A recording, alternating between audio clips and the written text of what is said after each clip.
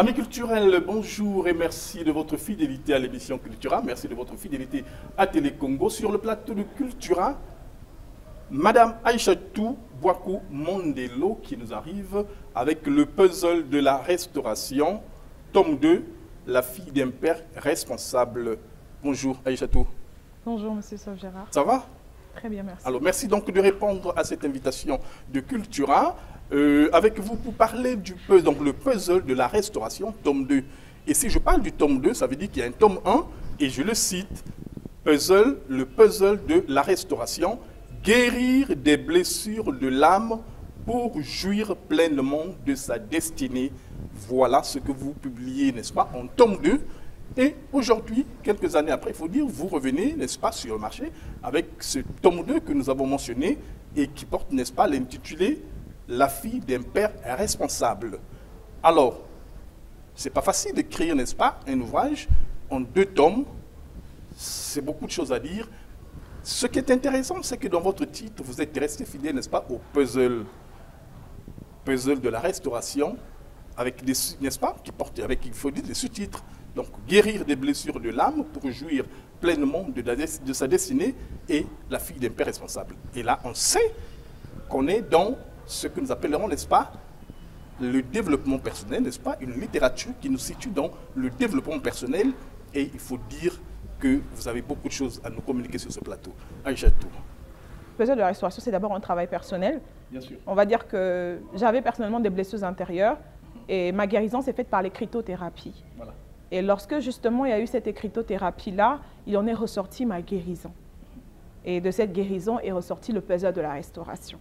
Voilà. C'est un livre de non-fiction, c'est un livre autobiographique qui parle de l'histoire réelle de ma propre vie, de ce que j'ai vécu depuis mon enfance jusqu'alors. Voilà. Et pour dire un mot sur donc, Aïchatou Bouakou Mondelo, je dirais que vous êtes épouse et mère de 3 enfants. Aïchatou Bouakou Mondelo, vous êtes entre autres donc, conseillère en relation d'aide pour la guérison des blessures intérieures et la restauration des âmes. Le puzzle de la restauration, tome 2, et donc, comme je le dis, qui porte pour sous-titre La fille d'un père responsable, est votre 4e ouvrage.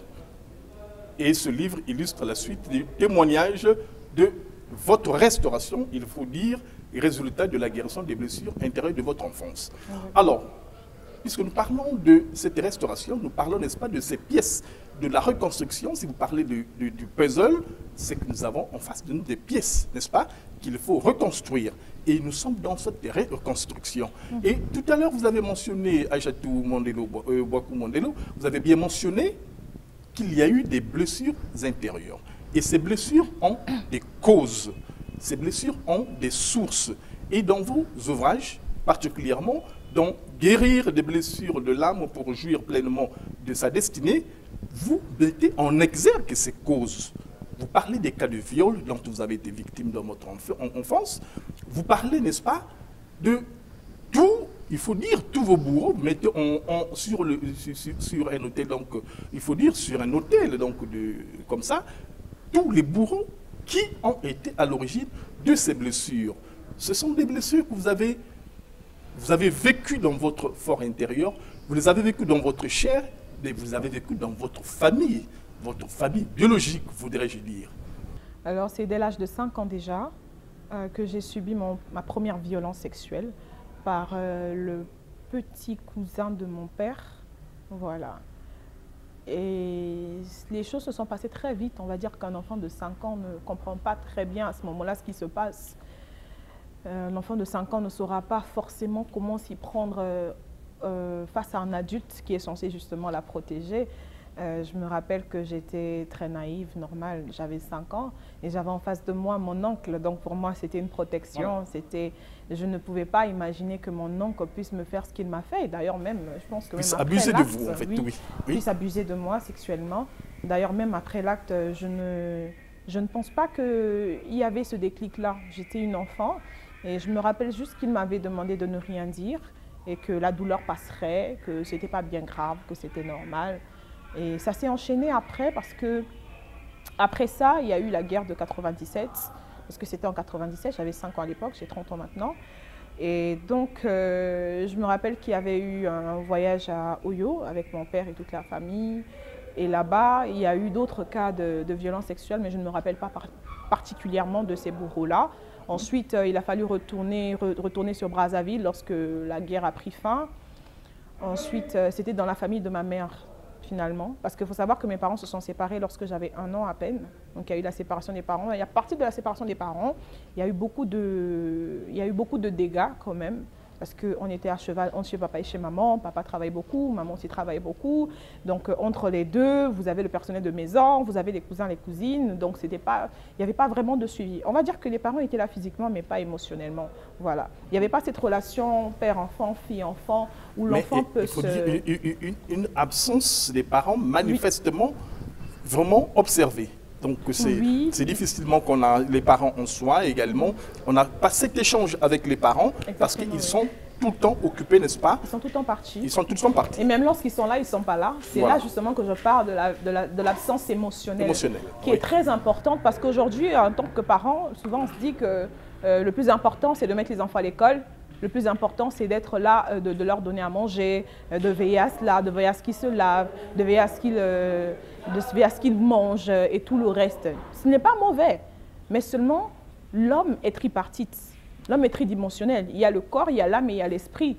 Et de la même manière que l'on entretient le corps de la personne, il est important que l'esprit aussi soit entretenu, il est important que l'âme soit entretenue. Et c'est là, M. Sauve-Gérard, qu'on se retrouve aujourd'hui, par exemple, avec des hommes en costard, qui sont vraiment voilà, des personnes respectées même, respectables, mais qui se retrouvent en fait coincés dans leur chair. C'est-à-dire que le corps est là, on voit que c'est un homme, mais dans l'âme, c'est un enfant qui n'a pas eu le temps de pousser, qui n'a pas eu le temps de grandir, d'évoluer, parce qu'il est resté dans les blessures de son enfance. Parce que vous savez, une personne blessée ne donne que ce qu'elle a. Naturellement. Une personne blessée ne peut pas donner à la personne en face d'elle de l'amour qu'elle n'a pas reçu. Si vous n'avez pas reçu de l'amour, vous ne pouvez pas en donner. Si vous n'avez pas reçu le respect, vous ne pouvez pas en donner. Si vous avez reçu de l'arrogance, vous allez donner de l'arrogance. Parce que c'est tout ce que vous connaissez en fait. On ne peut pas donner ce qu'on n'a pas reçu. Et c'est ainsi que moi, en grandissant, il faut dire que, parce que lorsque je vous ai dit tout à l'heure que j'étais à cheval entre mon père et ma mère. La maman, oui. Et donc, les parents étant divorcés. Par la suite, oui, les parents étant divorcés justement, par la suite, j'étais beaucoup plus chez ma mère que chez mon père. Et c'est justement chez ma mère que j'ai subi le plus de violences sexuelles possibles, jusqu'à l'âge de 11 ans. Donc, ça aura duré finalement 6 ans de ma si jeune vie. Et je me rappelle même très bien comment ça s'est passé pour que ça prenne fin. Donc, il y avait ce cousin qui habitait avec nous à la maison. Et il avait l'habitude d'abuser de moi régulièrement. Parce qu'il faut dire que jusqu'à ce moment-là, tellement je recevais des paroles de menaces, c'était des menaces de mort, des menaces de « je vais te frapper, je vais te faire du mal, si tu dis, tu vas voir ce que je vais te faire, je vais être avec d'autres personnes, tu vas voir ce qu'on va te faire ». Et étant enfant à cet âge-là, j'avais peur. Et donc je ne pouvais pas me permettre de le faire. Mais il s'est passé quelque chose lorsque j'avais 11 ans. C'était la première fois que j'ai mes menstrues et c'était malheureusement des dysménorrhées. J'avais très mal. Et à ce moment-là, tout me revenait à l'esprit. Je me posais la question de savoir si c'était dû, parce que je ne savais pas ce que c'était. Je vous ai dit tantôt que je n'avais pas de relation vraiment d'intimité avec ma mère. Il n'y avait pas vraiment cette relation d'intimité mère et fille. Et donc, je ne pouvais pas me confier à elle, lui dire que maman, voilà ce qui se passe et tout. Je me rappelle, c'est une cousine qui est venue me trouver dans la chambre. Je me tordais de douleur parce que j'avais tellement mal, j'avais des règles douloureuses. Et quand elle me demande ce qui se passe, je lui explique. Elle a rigolé aux éclats, je l'explique dans le livre. Et moi, sur le moment, j'avais mal. Je me suis dit, mais moi, je souffre. Et puis, elle rigole, ça l'amuse, alors que j'ai mal. Et après, j'ai compris, en fait, ce qu'il en était. Pour elle, c'était banal. Mais pour moi, ce n'était pas banal parce que je me posais des questions. Est-ce que c'est ce que j'ai subi? Il y avait un effet, n'est-ce pas, il y avait une causalité au niveau du... Exactement. De toutes ces violences. Voilà. Oui. Et donc, je me disais, est-ce que c'est... Vous pensez que c'était la conséquence de tous ces abus sexuels, en fait? Exactement. Et donc, je n'ai pas eu le courage de dire à ma mère, c'est ma cousine qui allait le dire à ma mère que j'avais des menstrues. Et le même soir, justement, parce que mon bourreau, il venait tous les soirs dans ma chambre. Et c'était un garçon, vous savez, les apparences sont très trompeuses. C'était un cousin qui était très intelligent à l'école, qui travaillait vraiment bien. Et on va dire qu'il avait de l'avenir, quoi. C'était l'espoir de la famille, en quelque sorte. Et moi, déjà, j'étais la petite rebelle. Parce que vous savez, une enfant blessée, une enfant violée surtout, elle ne va pas être comme les autres enfants. Elle va être plus agitée, elle cherche de l'attention, mais l'attention qu'elle ne parvient pas à avoir. Et donc moi, j'étais vraiment la personne à part, le vilain petit canard à côté, qui n'entrait pas dans les codes en fait de tout le monde. Et donc, ce qui fait que voilà, ce soir-là, j'étais dans ma chambre, je dormais, mais difficilement déjà parce que j'avais mal. Et c'est c'est à ce moment-là que je sens une présence au-dessus de moi. Et donc, quand j'ouvre mes yeux, je vois mon cousin. Et à ce moment, en fait, c'était un instinct de survie. J'ai crié de toutes mes forces. C'était le jour où tout a pris fin parce que j'ai tellement crié, je me rappelle que j'ai crié sur des minutes et des minutes. Je n'arrivais pas à me taire. Au point où les voisins ont été réveillés chez eux. Et ma mère s'est empressée, elle a couru dans ma chambre. Et mon cousin, bien sûr, il avait pris le temps de repartir au salon. Il avait son cahier en main, comme une personne qui lisait ses leçons. Alors qu'il venait de commettre un forfait, ma mère, quand elle arrive, je lui dis tout. Là, vraiment, c'était, ok, si je vais mourir, je n'ai qu'à mourir parce que j'ai déjà trop mal. C'était la goutte qui venait de dépasser, en fait. Exactement, là, j'ai dit, stop, enough is enough, c'est bon. Vraiment, advienne que pourra. Là, je ne peux plus en prendre plus. J'ai déjà trop mal comme ça. Déjà, je ne savais pas si c'était dû à cela. Et je dis même merci, parce que je dis heureusement, parce que j'aurais pu tomber enceinte de mon cousin.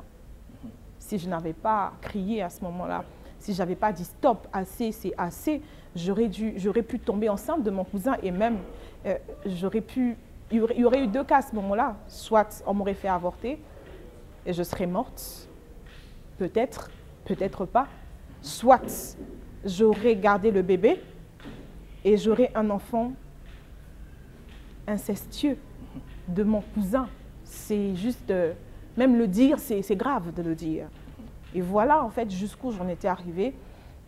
Et c'est à ce moment-là que je suis sortie finalement de ce cercle infernal-là de violence sexuelle au sein de ma famille.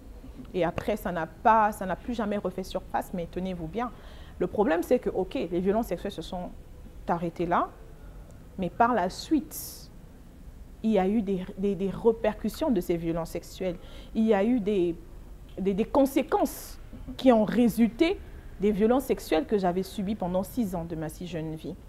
J'étais une personne très instable. Déjà que je n'avais pas vraiment une relation avec mon père, je recherchais mon père dans les hommes que je rencontrais. Je recherchais mon père, mais sans savoir que c'est mon père que je recherchais. Je peux vous donner un exemple comme ça et vous dire que je n'étais pas attirée par les hommes de ma génération. J'étais attirée par des hommes beaucoup plus mûrs.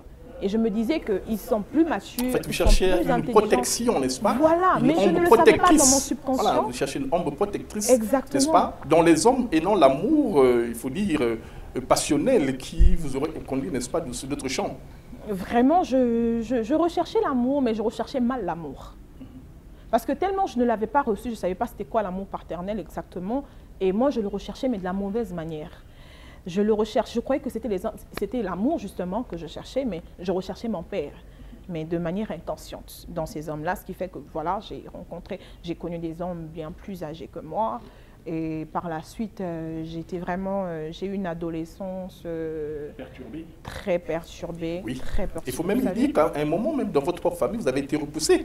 Vous avez été finalement celle qui était totalement détestée pour avoir dénoncé votre cousin, en fait. Exactement, exactement. Parce que vous savez, pour avoir apporté vous-même la lumière sur les abus dont vous étiez victime. Exactement, exactement. Parce que vous savez, dans les familles, c'est quelque chose qui se passe dans beaucoup de familles, mais qui ne se dit pas, parce que c'est classé tabou, alors que ça ne devrait pas. Et c'est grave. En fait, le problème, monsieur Sauf-Gérard, c'est que les gens, aujourd'hui, les parents, les familles, n'imaginent pas, en fait, les répercussions des violences sexuelles sur les vies des gens, en fait. Vous savez, il y a aujourd'hui des personnes, des femmes comme des hommes, de la quarantaine, la cinquantaine, la soixantaine même, mais qui traînent toujours ces blessures, en fait. Parce qu'ils ne savent pas à qui parler, ils ne savent pas à qui se confier. Ils ne savent même pas par où commencer. D'autant plus que ça relève d'une forte intimité en réalité. Exactement. Et on a toujours peur d'exposer son intimité, n'est-ce pas, à la première personne qui se pointerait. Oui, c'est vrai. Et ils se disent plus souvent que personne ne les comprendrait, qu'on se moquerait d'eux et que ça ne sert à rien d'en parler, ce qui est fait est fait. Et moi, je connais même des personnes que je suis, étant conseillère en relation d'aide justement, des personnes que je suis pour la guérison de leurs blessures intérieures et la restauration de leurs âmes, qui m'ont clairement dit, Madame Aïchatou, il est impossible pour moi de guérir de ça. C'est mon père qui m'a fait ça, je ne peux pas guérir. J'ai rencontré des jeunes filles, je suis des jeunes filles qui ont même eu des enfants avec leur propre père. c'est très grave.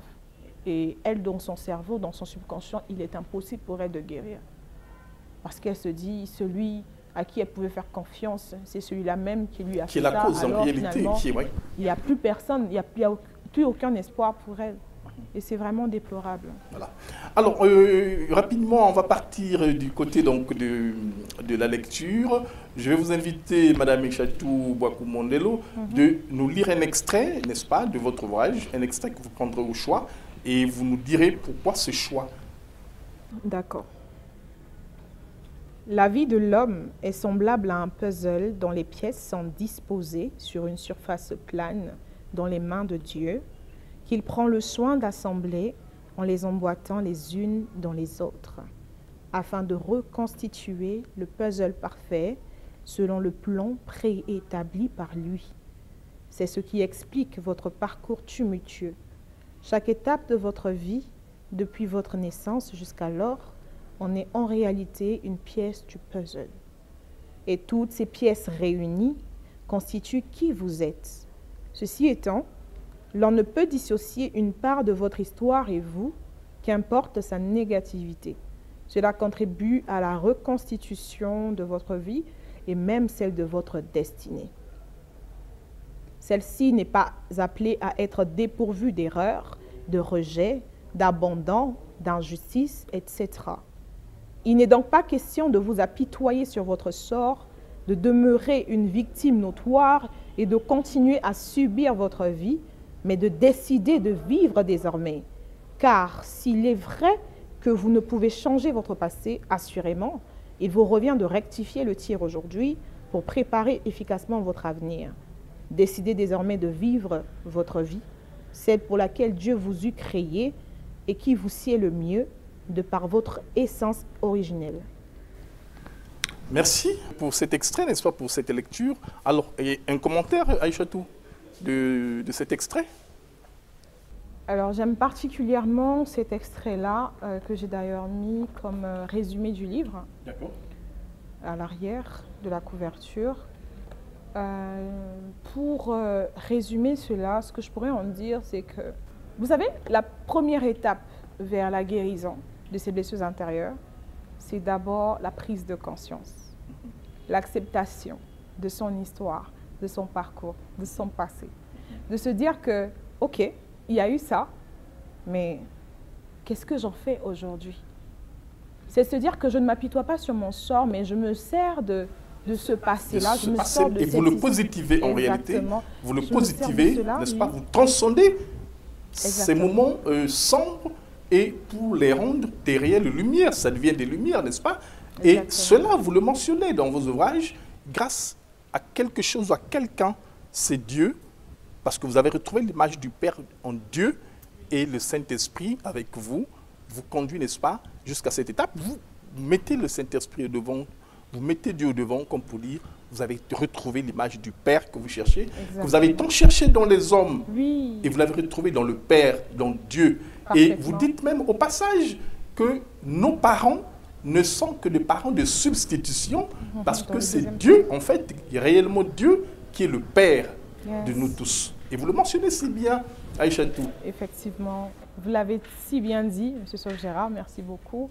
Vous l'avez si bien dit. C'est exactement de cela qu'il s'agit, en fait, d'utiliser justement son passé, son histoire, bien que difficile, douloureuse, de l'utiliser comme un rempart, de l'utiliser comme un pan, de l'utiliser vraiment comme un tremplin, voilà, qui assurément nous conduira vers notre destinée.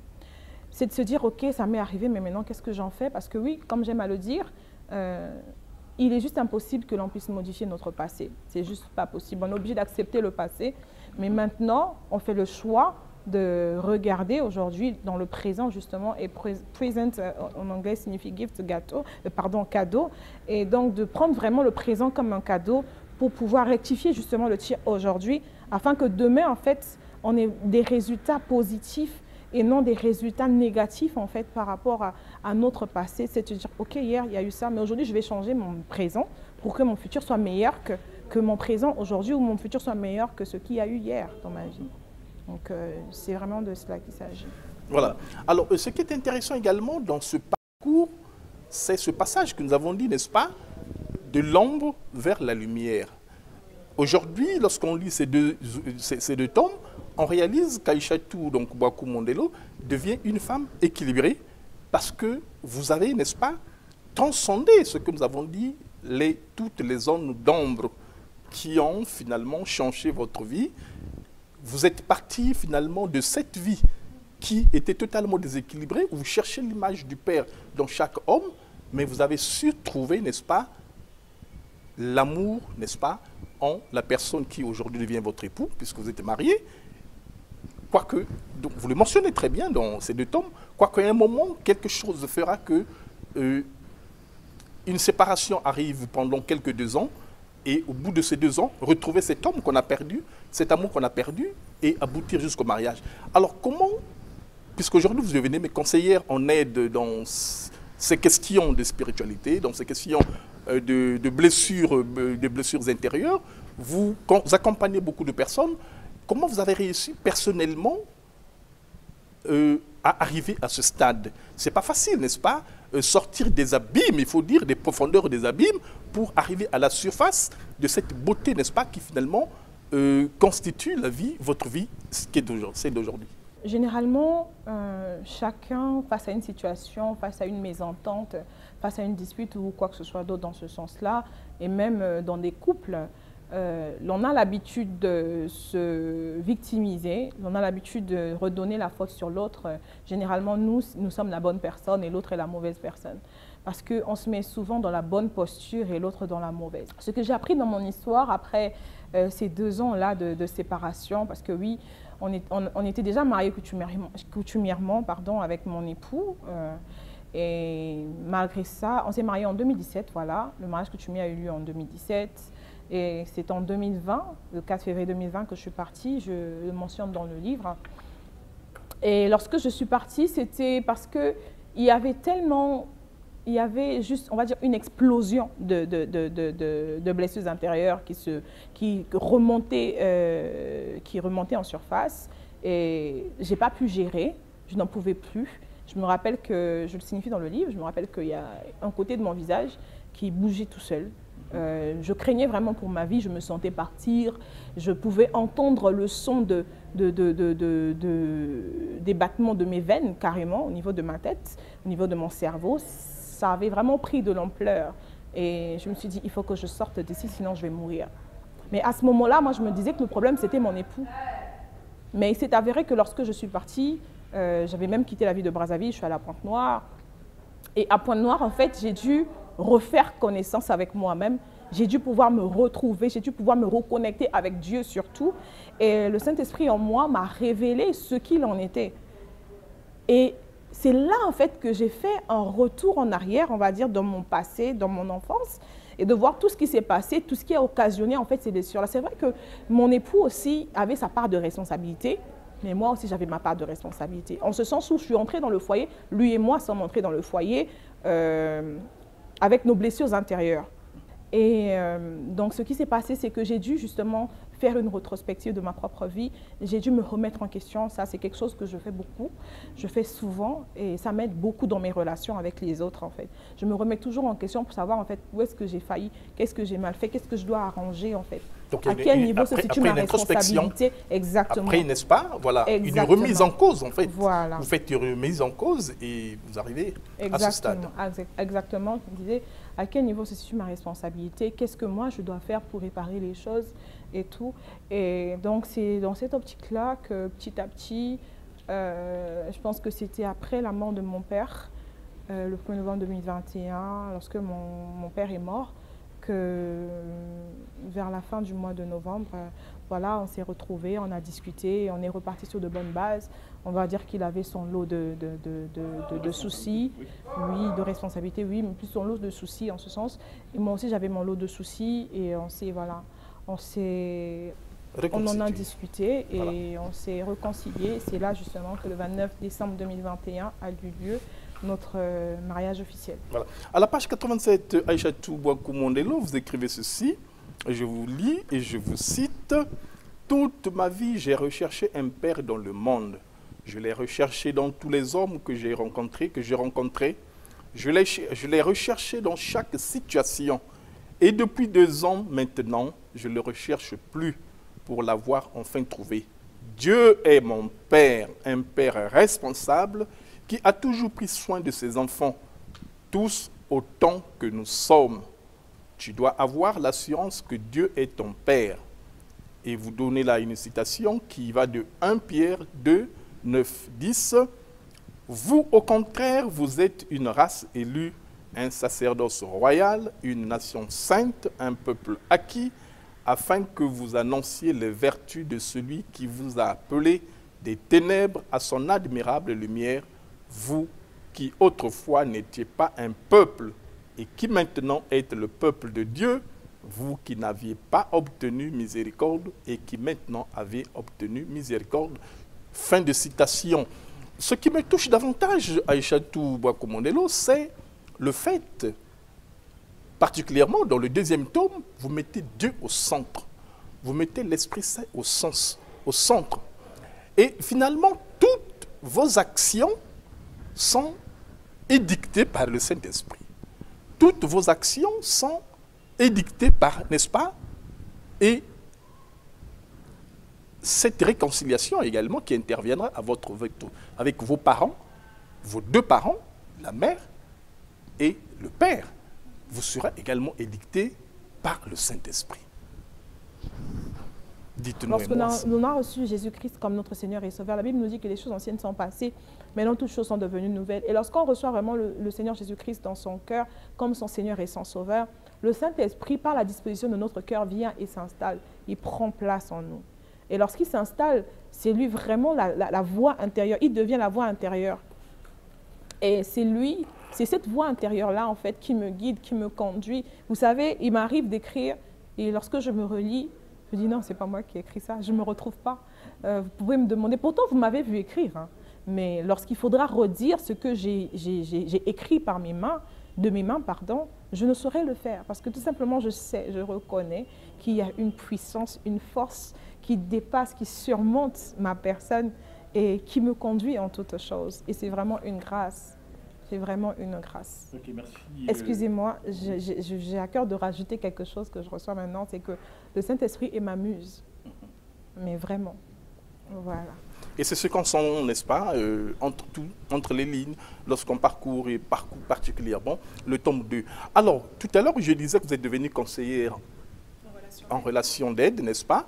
Et vous êtes arrivé, vous êtes parvenu à mettre, n'est-ce pas, sur le terrain une ONG qui va également permettre la restauration, qui va, n'est-ce pas, appeler, qui va, il faut dire, aider, sinon accompagner d'autres personnes qui ont été victimes, n'est-ce pas, de toutes ces violences, de ce déséquilibre spirituel, de ce déséquilibre moral.